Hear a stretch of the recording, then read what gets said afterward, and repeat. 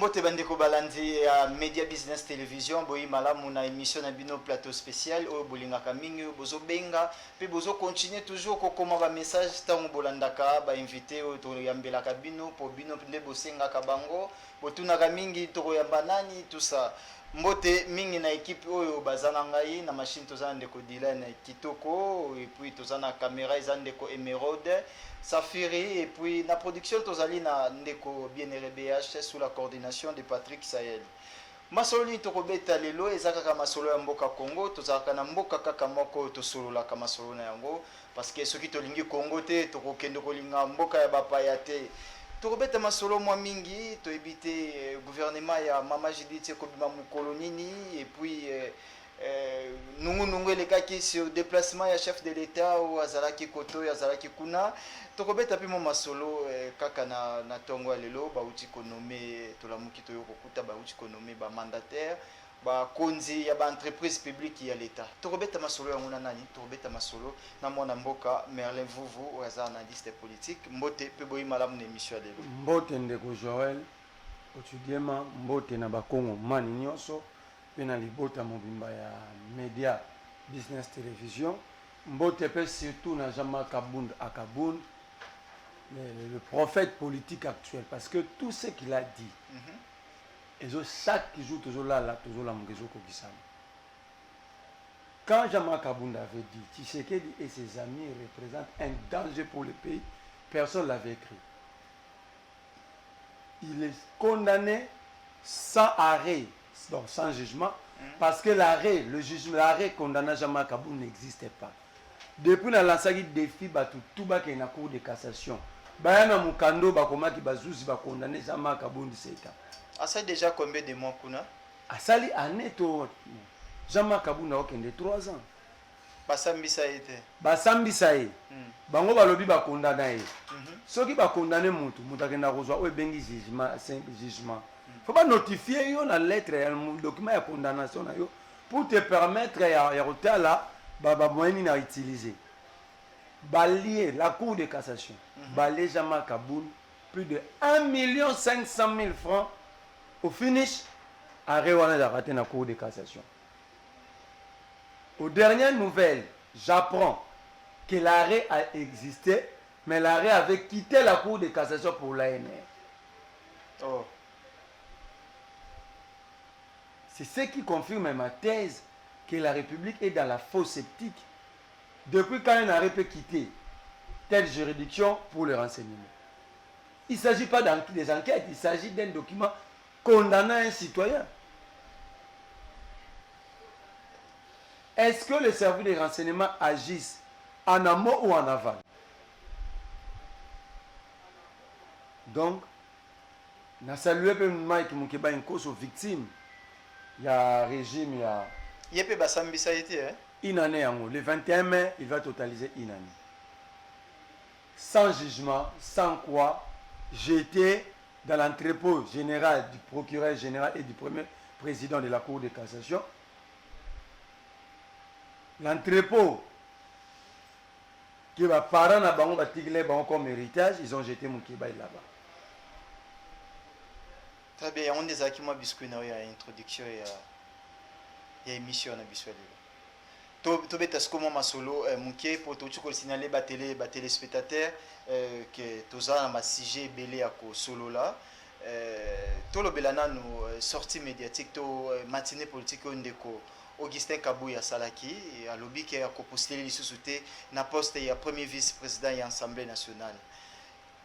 Nini zole kanakati ya Union sacrée.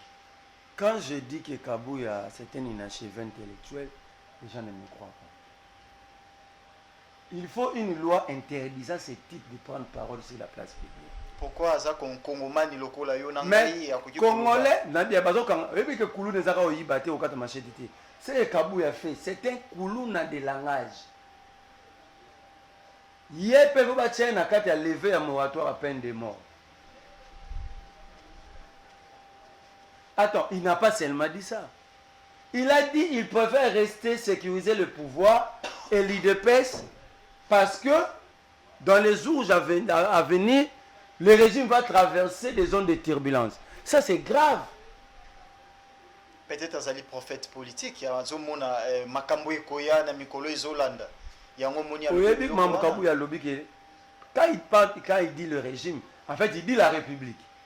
Si moi je le dis, le renseignement va être derrière moi pour parler là-bas et dans zone en turbulence aux années.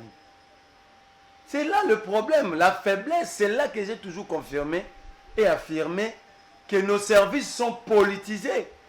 On devait appeler Kabuya, pas pour l'arrêter, parce que toute interpellation n'est pas égale à l'arrestation. Oui. À expliquer, il a quelles informations. Si demain il y a trouble ici, Bakoufi. Vous allez vous souvenir que Kabuya Lobara Awa, qu'il va distribuer les armes, soit va menacer pouvoir, va pouvoir d'abord IDPS. Mais plusieurs mois plus tard, nous avons vu des perquisitions dans l'hôtel avec des machettes, les gens habillés à l'IDPS. Aujourd'hui, il dit que le pays va traverser une zone de turbulence. C'est un problème. Donc, Kabuya, dans son inachèvement intellectuel, il pense que tout est permis. Inachèvement intellectuel comment? Parce qu'un intellectuel dit des choses pour construire, non pour détruire. Ce que Kabuya dit, c'est pour détruire. Ça peut faire peur. Les gens peuvent fuir le Congo. Parce qu'il n'est pas n'importe qui n'a qu'à un régime Oyo. Quand il dit que le pays va traverser une zone de turbulence, savez-vous ce que ça signifie? Mais les gens peuvent fuir. Il a dit que le pays va traverser une zone de turbulence. C'est ce qui démontre que c'est un inachevé intellectuel. Il dit allons la candidat premier président de l'Assemblée nationale à préférence à la gardien du régime. Un régime n'a pas besoin d'un gardien. Le gardien d'un régime, c'est le travail. Parce que nous avons côté opposition, l'opposition n'est pas égale à 100 millions de Congolais. Si le régime a fait un travail, et que Tony Banzela, Ayena Misala, attend opposant à lobby. Ok? Si le régime commence à chercher de mesures de sécurité, de protection, ça veut dire qu'ils sont conscients qu'ils ont échoué. Ils sont conscients qu'ils ont échoué. Et puis Kabuya a dit qu'il va protéger l'IDPS. Qui a dit à Kabuya que l'IDPS était parti politique? Non, l'IDPS c'est une milice. Ils sont parti politique. Bakenda qui n'a pas ponomi, basali nyonso parti politique et c'est nga kosa. On le bakenda wapi? Na ma ponomi. Mais élection la milice, au moins c'est sali 7 jours. Où la loi parle d'une journée, tu vas voter le 20 et le 27. L'élection organisée par une milice. N'avant dit quelque part, bazo recruté par force du progrès. C'est le rôle d'un parti politique. Oh, yoga, bana formation, oh, deuxième promotion. Garde civile, carat. Garde civile, carat. Première promotion, deuxième promotion. Na tout ni mort, on a bon paiement. Tu comprends ce que ça signifie? Force progrès à la département morté na kati ya IDPS. Na kati statut IDPS, ni le parlement debout est reconnu. Jour ya mamta IDPS a tout nae parmi les organes à parti. Est-ce que le parlement debout est repris? C'est là que j'ai dit c'est une milice. Parce que comment un parti politique peut égorger des organes qui n'existent pas dans leur texte? Et ces gens-là agissent au nom de l'IDPS. Ok? Fort du progrès, tu comprends que quelqu'un te dit, il n'est pas encore force du progrès, mais il a été recruté, il fait partie de la deuxième promotion, il est en pleine formation. Attends. Mais quand j'ai dit c'est une milice, Kabuya est à la tête d'une milice. Yoga Sigo, Natuni, Yoga Natuni, Natuni, est-ce qu'on tombe sa formation? Moussando et Zani. Tous allez quand on a Kassavou, quelque part à la terrasse. Habitez, nous sommes dans cette discipline. Dans le quartier, Natuni, bon, ça y est, cette discipline, bon. Rôle à la police est communiste. Oh, par exemple, tu comprends? Un parti au régime. C'est pourquoi Kabouya se laisse appeler combattant au lieu d'être appelé baptisé. Donc, force du progrès. C'est une milice condamnable, un article 190 de la Constitution. Formation, ils sont dans des formations paramilitaires. Comment est-ce que le rôle de la police est de maintenir l'ordre et la discipline dans la société? Maintenant, quand la force du progrès commence à maintenir l'ordre et la discipline, où est la police? Est-ce que Ndeko Kabunda ça en dehors à ma force du progrès? Kabouya, excusez-moi, parce que Kumba Kabunda toyeba ke on mingi na IDPS. Ndeko Kabouya azate aza en dehors à ma campagne parce que qui avait dit qu'il va distribuer les armes? Il allait les distribuer chez qui? Qui avait dit ici dans ce pays? Ceux qui vont mettre un pouvoir na biso à le peuple d'abord, toro Kabula Minduki. Ah, Kabula Panay. C'est ça. Qu'en est-il de la fameuse milice de Kingabwa? Bino bapandi sangote. Bakangara batwa milice Kingabwa, milice Kingabwa. Bagenda. Aucun procès.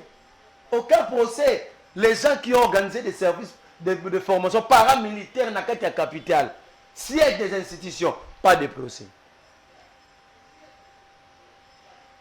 Ah, on a Kingabwa, tu vois bien.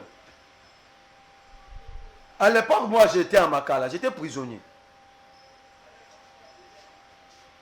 Pas de procès. Il faut dire qu'à Kabouya, il n'y a aucune différence entre l'IDPS, Alliance Fleuve Congo, M23. C'est Kabouya. Na secteur Wanate, au comparé IDPS na AFC, IDPS, AFC, Maï Nyakutura, M23, Kodeko, Zaï et les restes des groupes armés sont dans le même travail. IDPS, c'est ça, groupes armés, t'es quand même. Groupe armé, comment on a caché le terrain municipal de force du progrès. Terrain municipal, il y a combien? Il y a Bandal. Tu as combien de terrain municipal? Il y a Bandal. Foot na tout numéro force du progrès, mon lingwala. Abiote, to foot saraman dite, mais to yara to bengyo, to sambiso, to pesi au conseil. Est-ce que vous comprenez? Donc, tu sais que l'IDPS, ils ont pris le pays. Là où on était, ils ont tout droit. Est-ce que le président de la République a ébarqué parti présidentiel?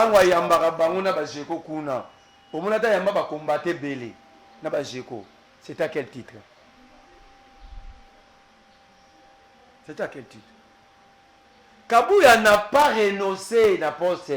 On lui a fait comprendre que ton cerveau ne répond pas à la poste de Luka. Il y a une géré parti, il y a la maîtrise. Le premier président, la première vice-président de l'Assemblée nationale. Il s'occupe des questions juridico-administratives. Quand tu regardes Kabouya, il comprend ça. Mais c'est quelqu'un aussi qui a fait des longues études. Attends, la classe est Année passée en 2023. Donc, à Zouagi Mbang, diplôme pas que le candidat à l'élection. C'est-à-dire, poste on a une capacité. Non seulement capacité, Kabouya ne maîtrise ni le juridisme, ni l'administration. Le premier président, vice-président de l'Assemblée nationale, s'occupe des questions juridico-administratives de l'Assemblée nationale. Et l'Assemblée nationale, c'est la gestion, c'est la police, c'est le lien où la politique nationale est pratiquée au quotidien et par excellence. Mais lorsque vous amenez Kabouya, l'autre est là qui est arrivé à Kinshasa dans la valise de Roger Lumbala, Eliezer. Il y a quelqu'un qui est arrivé ici à Kinshasa. Mais Eliezer, c'est Roger Lumbala qui l'a amené ici. Pendant l'1+4. Bah tu peux pas solo baké ndeko merle vous va solo bela dossier Eliezer bo le la kanini bilon nyonso non boza bo bima pe na université moko na ipe bilon nyonso na tangi na bomo na tangi azo bat bagenda classe ya tangi na azo bat ba mo sa ba formation para universitaire bo le la nini to tangi nengi mo te fo bongisa nan ngana tangi na azo bat batanga Eliezer la tangi na azo mutake wa ni brisa ke la formation 3 mois mutake na ka e kama sa formation 3 mois ya ke ila mo université. Eliezer est en déficit de notions de l'État. C'est un problème pour Eliezer. Il passe dans des chaînes de télé pour dire des bêtises. Quand on lui pose des questions, et puis il dit qu'il a besoin d'un débat. Est-ce que Eliezer a reçu ce débat? On a lancé un débat. Non, moi je ne peux pas perdre mon temps. Parce que ce temps, M. Somoni a 5 ans de beau Kimi. Il n'y a même pas 3 ans qu'Eliezer a appris à écrire son propre nom.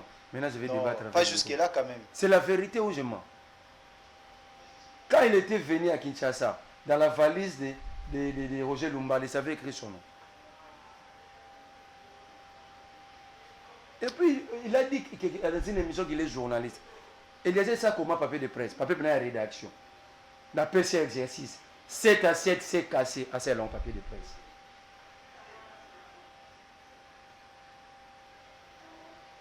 Le Congo a donné occasion à ceux qui n'ont rien à donner pour le développement du pays de devenir, de parler, de prendre parole sur la place publique.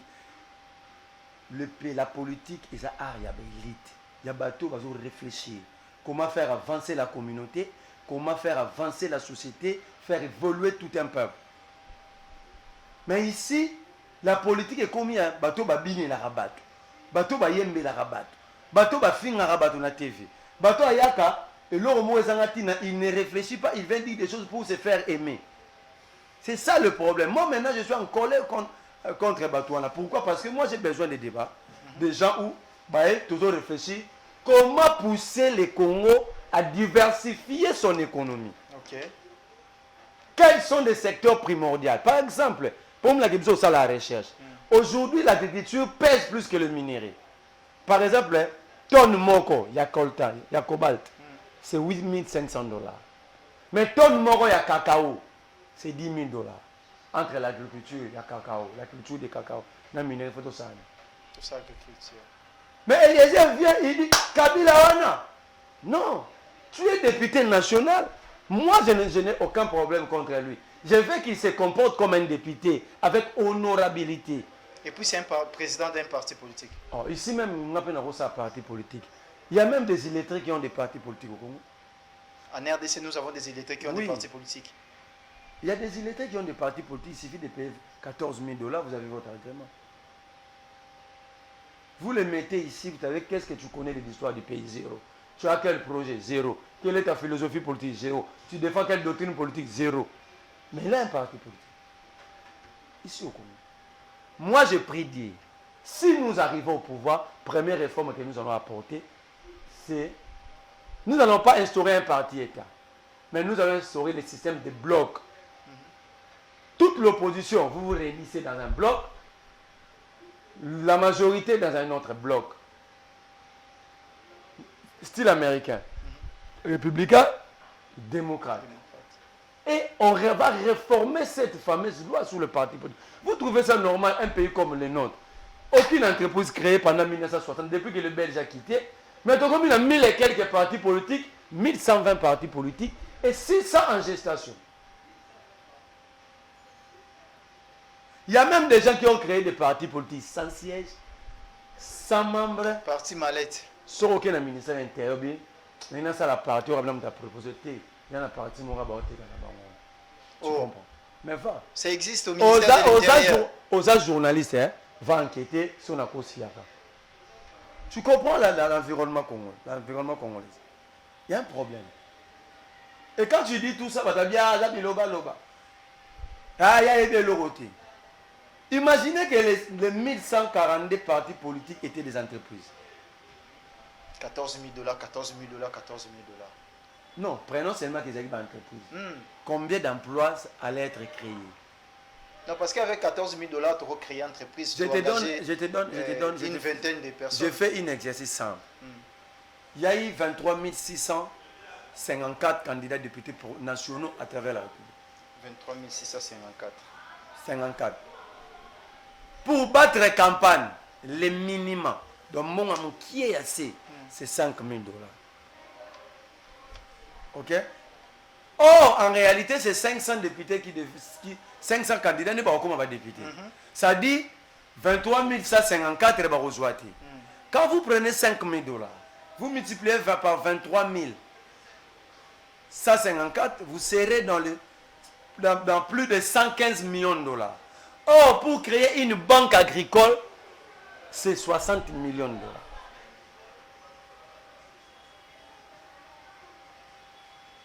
Je ne sais pas si vous comprenez. Pour créer une banque agricole, vous avez besoin de 60 millions de $. Une grande banque, hein? Parce que vous pouvez créer aussi des micro-banques agricoles avec des 1 million de dollars, 2 millions. Pourquoi ces Congolais ne s'étaient pas regroupés pour créer des entreprises? Demain, ils seront des millionnaires. Parce que la banque va produire de l'argent. On allait créer des millionnaires. Mais ils ont préféré d'aller jeter. Une simple exercice. Pourquoi la politique publique est zatée? Ni en matière d'investissement, ni en matière d'entrepreneuriat, ni en créativité. L'État ne protège pas les 3 éléments ici.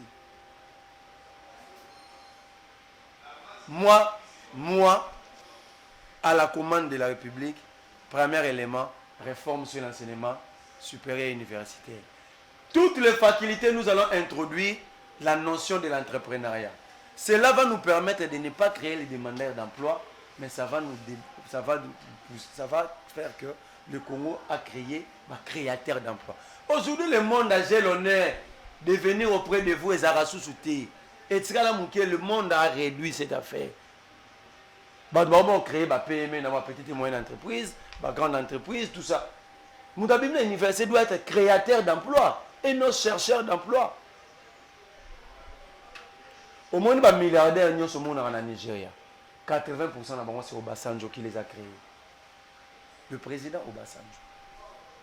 Et puis pourquoi? Tant comme la pouvoir dit à ces hommes, je vais créer une révolution économique. Parce que l'économie nigérienne avant Obasanjo, vous pouvez vérifier, c'était pire que le nôtre. Pardon, la nôtre. Parce que c'était vraiment une économie extravertie. Bazaki na ba bed achour na bango, ba sand, ba meseying Xingping na bango. Alors ces gens-là, lorsqu'ils travaillent chez vous, tout ce que ça a comme recette, na ba banque pas na bango. Et votre économie va rester asphyxiée. Les Congo des entreprises, mais indo-pakistanais, chinois, libanais. Ok?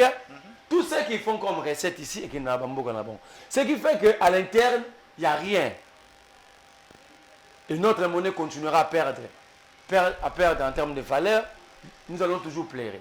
Quand Obasanjo, comme il avait une vision, Obasanjo, je ne parle pas de Félix Tshisekedi, je parle d'Obasanjo. Un homme avec des idées claires et une vision. Il dit qu'il faut créer une révolution économique.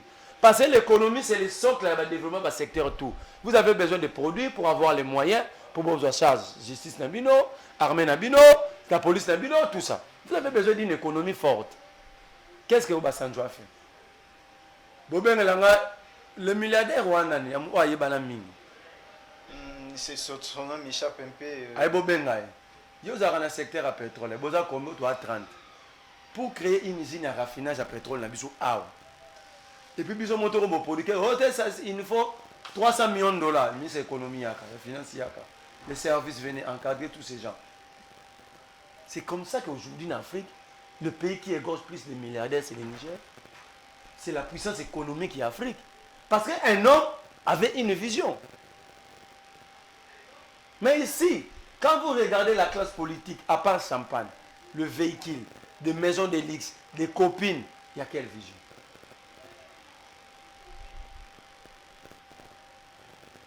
Il y a quelle vision? Ça dit, la révolution, ce n'est pas faire descendre les gens dans la rue. On peut mener des révolutions d'une manière sectorielle et puis intellectuelle.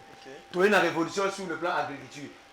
Aujourd'hui, tout ce que nous allons avoir comme recette de l'État dans les caisses de l'État, chaque province est comme une Bukangalo Nzonao. Dans 2 ans, nous allons atteindre l'autosuffisance alimentaire et nous allons vendre à l'étranger. Quand nous allons vendre à l'étranger, notre monnaie va prendre valeur. Pourquoi? Si nous allons au Rwanda, au Bango, si nous allons au franc congolais, pour les commerçants, nous allons awa et aux allons consommables. Ok? Mais besoin monnaie, nous besoin même yomoro pour que ce soit pantalon latio ou $. On a l'état parce que l'économie ne permet pas à notre monnaie d'avoir sa valeur. Or, pour que la monnaie ait sa valeur, nous devons produire. Mais si c'est que de la monnaie, à Tegi Bukangalon, le Canadien, Bazolo Nadiamba. Bukangalon, c'est affaire ya matata ponyo. Wana mambo ya masangu na ba tracteur kende. Eza pembe na kisasa.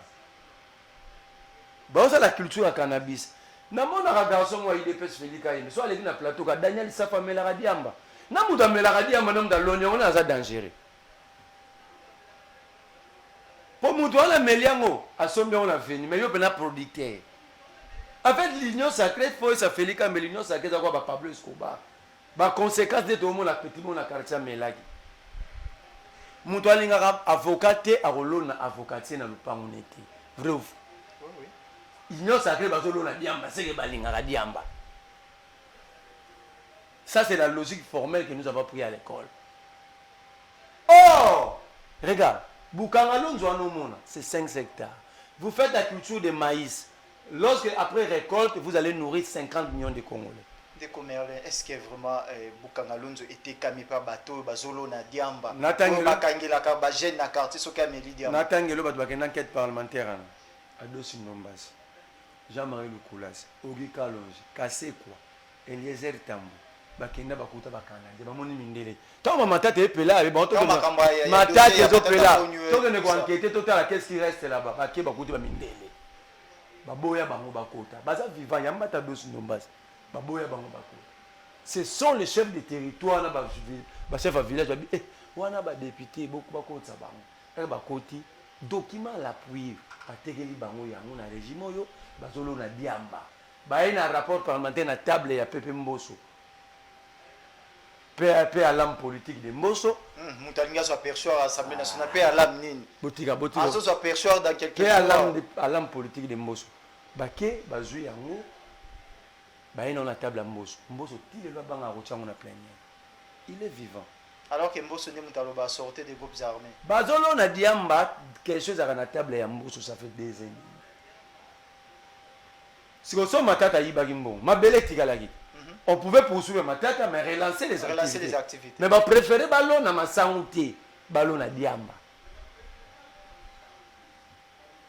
Vous avez compris le niveau pour diriger Bissou. Quand j'ai dit, soit il y a des inachevés intellectuels, soit il y a des gens qui n'ont pas bien étudié dans l'Union sacrée. Vous prenez 500 hectares pour ballon à diamba. Dans le monde de concurrence, dans le monde de crise économique mondiale, où les crises alimentaires, pays à guerre, il y a des déplacés qui ont besoin d'être nourris. Mais vous préférez faire la culture de cannabis. Par contre, on a des déplacés de guerre. Masango eza na kanya makasi c'est ba. Ils mona bateka bazo. Ils mona bateka ngwa. Bazo sala masango ezo ya. Ya la dépôt na ngwa Alex César. Nzai ba lo moko yaka bataka ba. Basomba ba masango ba na Congo central ba batse ba saki ba bambi. Entrepôt na bango ça ouais. Bon banda mingi ezoli sakasa ya. Banda wane ya. Premier lo ya. Zera banda wane ya. Yami balé. Culture maïs c'est ça là 3 mois. Banda na ya to que 12 mois. Donc ça fait 4 récoltes de plus.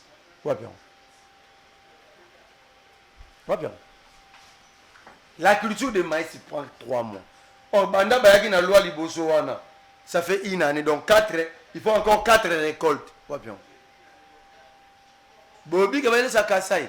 Mais s'il y a une province ou s'il y a une zone qui vit sous une insécurité alimentaire, et dit c'est le Kasai. Il y a 7 millions de gens en insécurité alimentaire dans Kasai. C'est les 32 millions qui comptent le Congo. Est-ce que le régime manque de vision? Bandimba na bandi. Mais le Congo a 32 millions de Congolais qui vivent sous insécurité alimentaire, dont 9 millions. Or, les nutritionnistes ont démontré clairement. Un enfant de 0 à 4 ans, ce qui va vivre dans la malnutrition, il perd 60% de ses capacités intellectuelles. Or, il va protéger l'intelligence parce que na bangi. Donc, on a 9 millions d'illettrés préparés par le régime Tshisekedi. Et ce bateau, la classe, ce qui fait que l'Union sacrée la classe. La gratuité de l'enseignement, la gratuité de l'enseignement est une poubelle. Tshisekedi est en train de former des diplômés illettrés. C'est-à-dire la classe, pour l'école, pour produit. La formation scolaire, c'est pour l'avenir. C'est que dans 10 ans, le Congo doit être capable de mettre 10 millions en termes de consommation dans le marché mondial. Il y a produit dans l'enseignement. Aujourd'hui même, un licencié vous écrit là, ça c'est le français ou c'est approximatif. ok ndenge badétruire enseignement na base bazwi mosusu wana place ya 6 classe eyebanaka te babakaza gradué soki moyindo nzangi batie ministre ya enseignement supérieur aye na LMD pas de connexion internet pas des ordinateurs adaptés il y a des cours écartés kende batiela bana ba wifi na bino ba journaliste bo aider biso te un jour bokan quête vous avez ba professeur no batang so zo ba moi côté bo solo la échange bo sur LMD le Maroc très avancé que biso la technologie ba longo liango ba ucho longo la mo mais na faux sceptique ba tchang faux sceptique ne Congo ça faux sceptique pays dirigé par des gens comme des Lézé Kabouya tu appelles ça pays oh bino bosana na ba pays na pays pe na pays Kabouya rosa mukonzi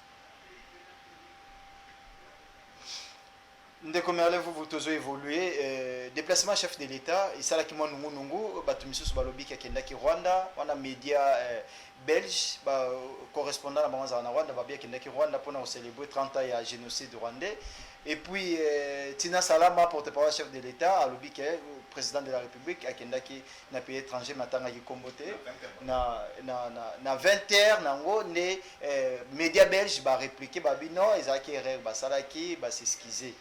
Et puis ACP, Agence Congolaise de Presse, bon bah le baki qui est Félix Tshisekedi akenda ki France. Donc moi t'as tourné mes alaki et bouger moi actualité moi nungu bino bayi politique tata mokonza ekolo place akenda ki destination zaki un peu perturbée bien que président Alimou Félix Tshisekedi au-delà de gérer mbokate a commission na capacité à Alimou. Nous avons un développement président Alimou. Tina Salama a besoin de déplacement. Le déplacement, c'est quoi? C'est quitter un endroit X pour un endroit Y. L'endroit X, c'est le Congo. Tina Salama peut nous dire l'endroit Y, c'est quoi? Après ça, il y a une précision. Mais c'est ça, ça dit à déplacer. Tshisekedi a commis Eli, l'état civil. Dans l'histoire, il m'a dit que Ali Mouagaye. Il y a mis balé Tshisekedi, Ali Mouagaye. Tshisekedi Ali Mouagaye. Au monde même, ACP, bah, bien en France. Or, vous avez journée, c'est vérifié, ACP, bah, aussi. Tu sais qu'il va être resté à Paris le 28 avril.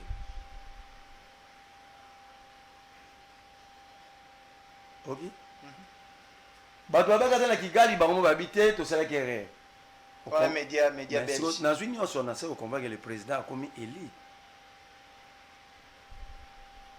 Au début, ils sont protestants, ils ont demandé mon église. Hein?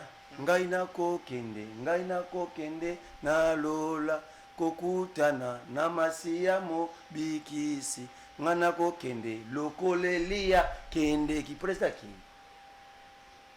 le président est parti.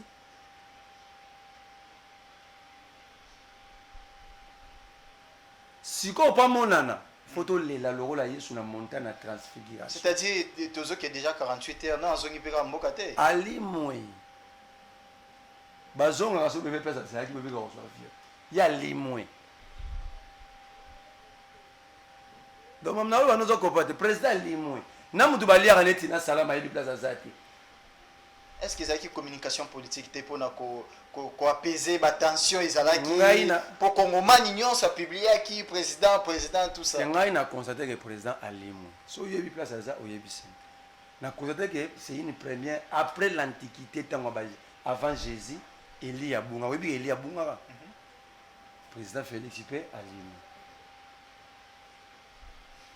Donc on a constaté. Je suis là dans le lobby. Si vous avez Eli Tang Alimou Bimarandé, tant que vous avez la douleur dans la montagne de transfiguration. Parce que moi, douleur, tout le monde a photo de la maca, c'est pour réconforter. Et puis, ordonnance présidentielle, outil ko signamé kaka. Les Lonatongo, pour ne pas dire Lobina, pourquoi tant la mot qui ordonnance présidentielle est nommé mandataire à Sika, signature qui est chef de l'État, bien sûr. Ordonnance va publier les mais signé il y a 2 mois. On attendait l'opportunité pour publier. C'est quoi l'opportunité de publier l'ordonnance dans la vidéo de la République Azate? Danger, on a publié, on a confirmé que Tshisekedi a tanga Mikanda Mbokati. Dès qu'il y a moi, le a conféré le président dans briefing. Qui ont décidé de juridisme. C'est le magistrat suprême. si c'est pour sauver la nation, alobaki yango talisa que sauver mboka mais pour la redéclarer guerre pas sauver mboka ba kufa wane ko exercice comme une équation second degré mais pour la violer loi wane équation ezali na circulaire il y a directeur à cabinet alobaki pas de mise en place oui dango pas de dépenses parce que elle va engager Batouana qui vont faire ces mises en place. Ce sont les mêmes ministres qui assument les affaires courantes. Même un simple communiqué, le président n'arrive pas à respecter. Alors il faut poser la question. Et ça qui loi, c'est qui ordonnance, c'est qui communiqué, c'est directeur à cabinet naé, ou peut que le ministre des droits va continuer à expédier les affaires courantes. Alors c'est communiqué interdit au ministre de faire la mise en place. Or, le président vient les nommer. Ce sont les mêmes ministres qui sont sous l'interdiction et au sein de Moussalana. Ces mandataires vont entrer en fonction comment?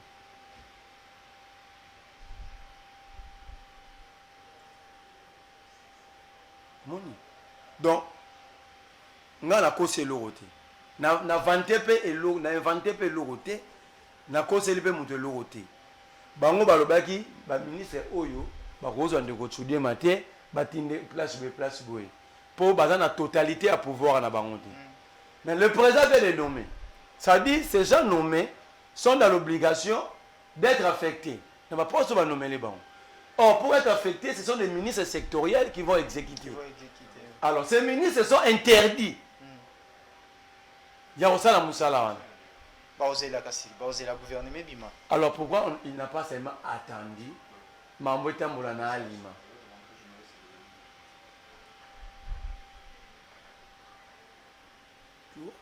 C'est-à-dire qu'il ne fallait pas nommer Azelana.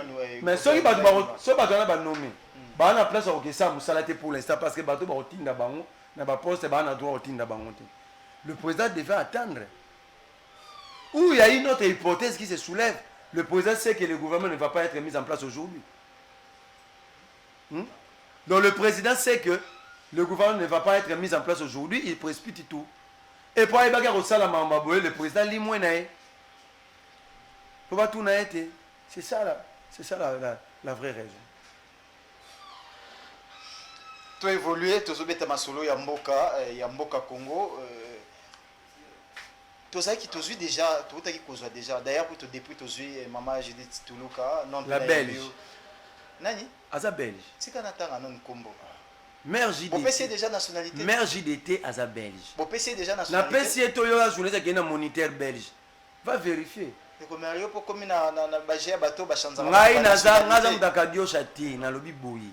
vous donne même la place à vérifier.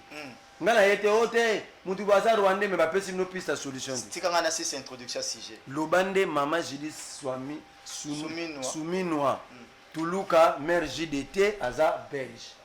C'est une introduction dans le fidèle téléspectateur que depuis Banoma qui Mama Judith na poste il y a premier ministre poste graduation historiquement na mboka na biso dans tozwa mwana moi cité Kamba primature non peut toyambi ndeko merlete ya on peut profiter de l'occasion toyoka lectine pour la nomination et puis après ça ba piste des solutions pour la prochain gouvernement ya Mama Judith ndeko merlete ya liboso tango lobi nomination historique faut le papier bana basu wana bazana gouvernement c'est ba sali pe makambo historique banani bazaki na gouvernement ministre Amine aza mona mwasi asala pe makambo historique elle s'est nommée Yemoko chef d'inspection Amine c'est historique non ndeko nandaki communicateur na ina baitando ya Olanda bango te alobi ke mama azalaki déjà na ministère abandeko sala déjà na ministère azalaka parmi ba directeur ya ministère c'est aussi ça te Maman wana na moto atindaki awa na moni moto na paza inachevé intellectuel kozala na mine égale nomination azalaki directeur na mine oui qui l'a nommé inspecteur chef de c'est-à-dire la promotion il y a la question nani apprécié promotion elle s'est donné une promotion c'est ça il y a délit initié il y a conflit d'intérêt elle dans le monde vandi boyo moko yo na tongo lobi na komi DG. Bien a commis chef à rédaction. Il y a conflit d'intérêt. elle est ministre de mine. Ce qui est comme inspecteur, chef, inspectrice en chef, il fallait que la ministre était, vous soit nommé. Et pas se nommer quand à un moment, si vous expédier, va faire courant. Donc elle sait que, vu les dégâts causés dans le ministère à Ozongate, elle cherche déjà à avoir une parcelle à pouvoir. Ça dit rien ne va se passer dans le ministère sans lui. Poste inspecteur à mine. Chef d'inspection à mine. Ndiye kagate, maman musu zwana zana nanani na justice aminomaki avocat général. Kasi yo lobi so ba nommé bana basi za historique. Kapela la so ba historique ou basala historique olega wana. Maman no zo mona na historique su munene antidata arrêté na ministère à plan. Maman na Belge ben RJDT. Pourquoi vous insistez que à Belge? O mekende na moniteur belge na kosi. Ngana tuni bango question. Avant akoma madame Judith Soumi na Tuluka. Pour Tuluka ya koma mbalne. Comment na est complet ba botele nani. Ba pesa biso. Bon après libala moi ça zora komba. Wana oli après libala. Tanga za école primaire za na koma mbala. Ba pesa biso komba. Ils savent pourquoi ils sont incapables de donner ces noms-là. Mais Soumi no komba tata na ye aza muta Congo central azali pangi na biso ya Congo central awa. Aza muta Congo central. Toyebi même bande konyosa Congo central za ba déclaration ba Adrien Koba ba Fabrice Puela. Oza mboka yemba ba baliaka na micro. Au moins pena mukolo tata responsable maliaka na micro. Na classe politique na ba politicien ba musicien musala moko. Bazolia na micro. OK? Pour comprendre que Azan ne Congo, tu vas pas comprendre ne complet. Au papa na maman ne va pas ça. Ndeko Merle vous tu cause dossier nationalité ya maman Judith wapi. Bino bozo mona ngo bien ba belge ba di Tshisekedi di belge. Premier ministre belge. Tshisekedi wapi ozolo ba belge. Félix. Ozana itando. Maintenant na loba que batu bazolanda bino biso. Nani aloba yemoko ayana débat ya makamba de père et de mère. Alobi boy na top Congo. Yeku tu bana na baza belge bazo kama ndenge balinga Congo. C'est que débat wana za nango inutile. Luka yango za journaliste. Voilà papa voilà Félix Tshisekedi na lobi. Yemoko mdaloba yango. Sigonde to abwe to zongi lo wana époque coloniale. Na mambo chéri ba funda chef ya renseignement militaire na Belgique avocat lobi na fundi apa za Belge. Tu es sur premier ministre belge. Président de la République belge. 1960. Est-ce que moni makambo otonda rakuna na maloko kindo tonisa maloko makambo ngo yango yo maloko otonda to se tonda batonga pour na 1500 personnes il y a 15000 là-bas parce que tant ozo bimisa Félix Tshisekedi kazali ngam na bimisi yete aloba yango na top Congo na yebiso na chaîne alobi bana na baza ba belge ko faut bino ndebo tourner bana ba comme ba belge par you sanguine to ba comme ba belge par naturalisation.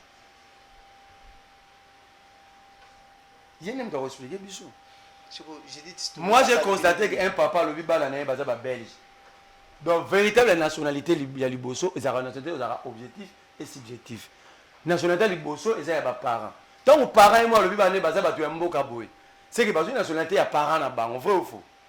Ça lui maintenant de dire ngana nga Congo na changer nationalité mais bana né le gars ba botama na Belgique, bazali na Belgique, bazoki nationalité belge. Donc faut s'expliquer.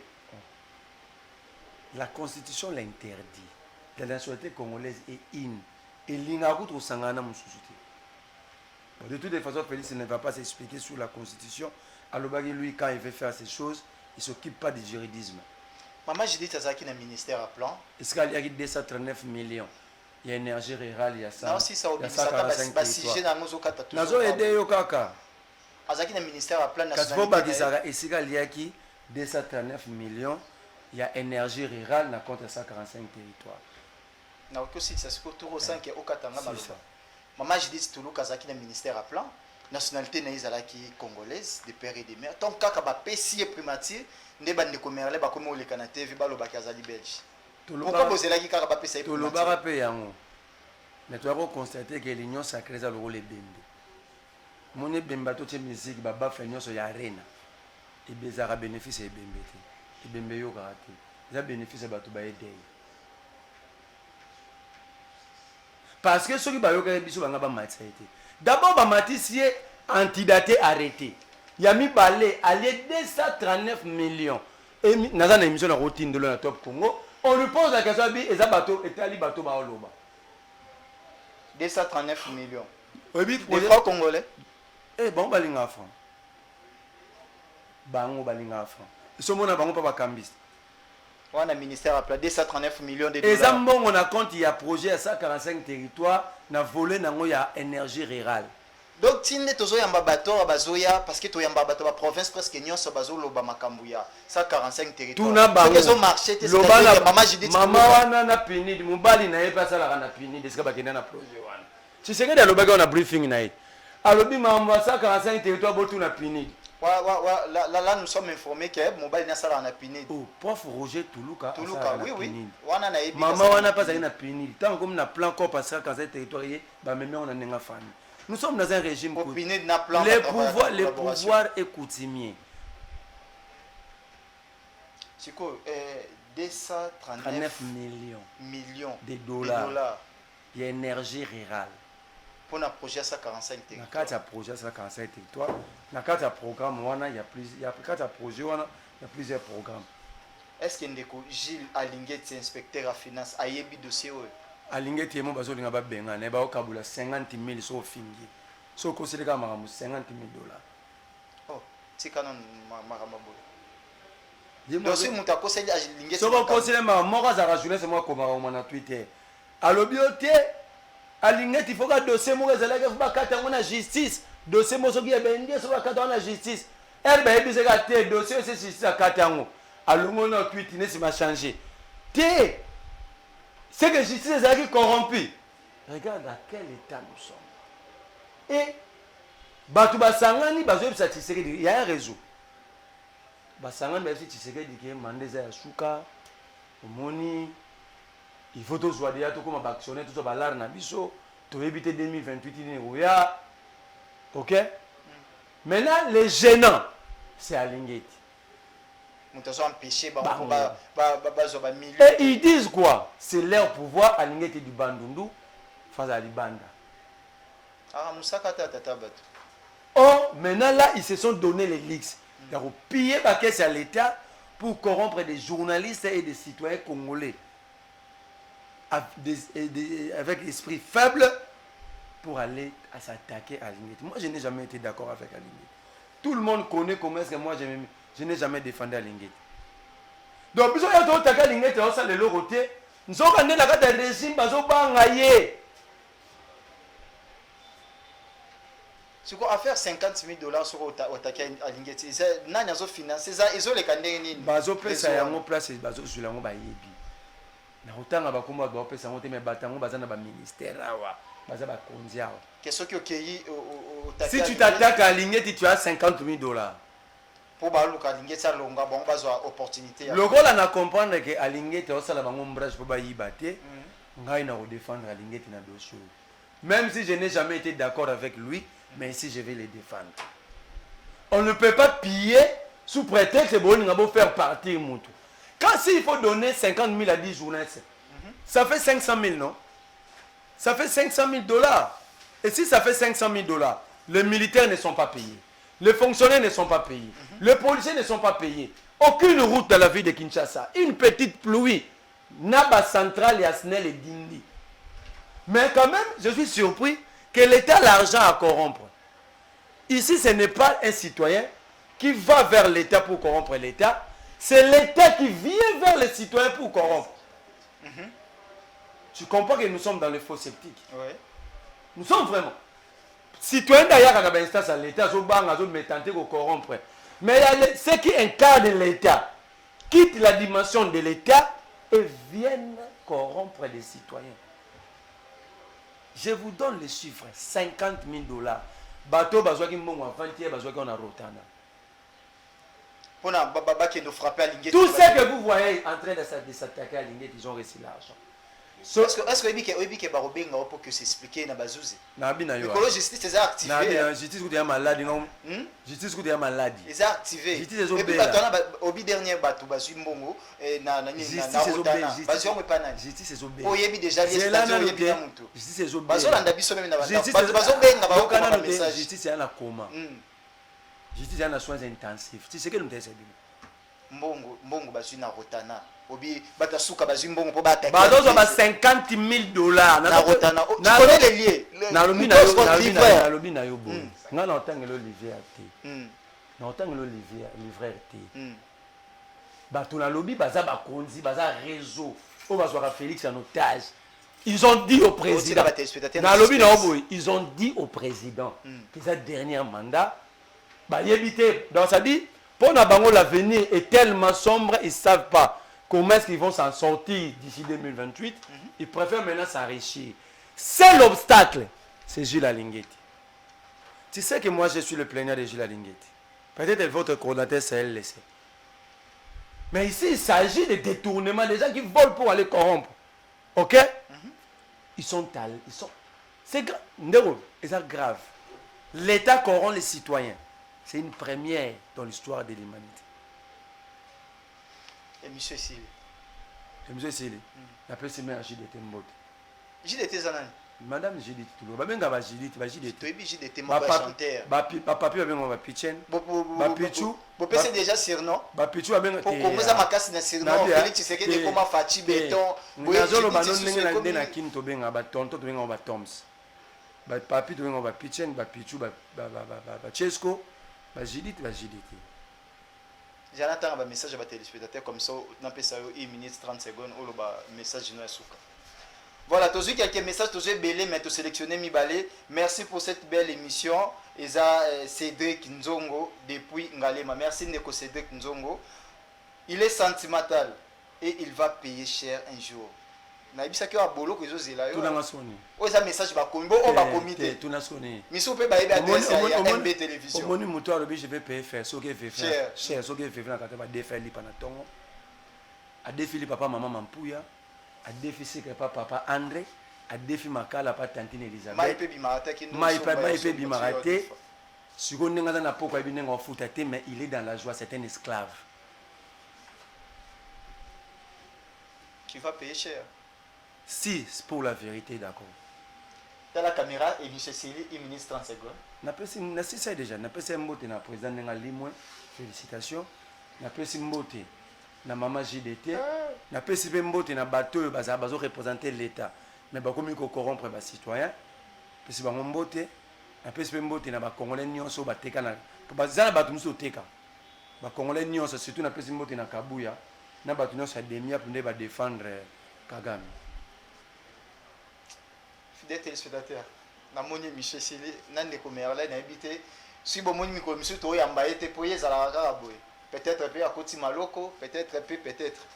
Bon, quant à moi, je dis aussi un grand merci à l'excellence professeur Trésor Nganga et puis merci à toute l'équipe, surtout à mon coordonnateur Patrick Sayed. Et Michel Sili, te contacte prochainement. Merci. Merci beaucoup.